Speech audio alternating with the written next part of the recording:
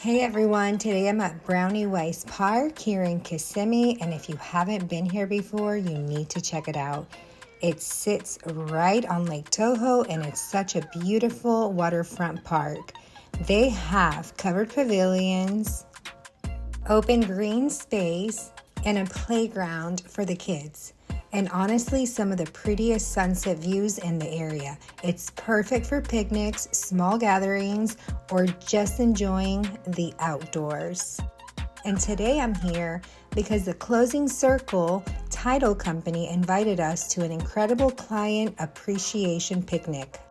And let me just say, they know how to do it right. Charcuterie trays, fresh bread, sangria, everything was beautifully set up. Enjoying a special pampering session by the Closing Circle.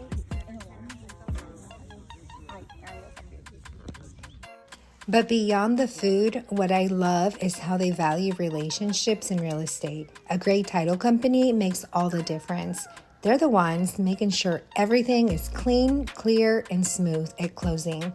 And when you work with professionals who care about people, it shows.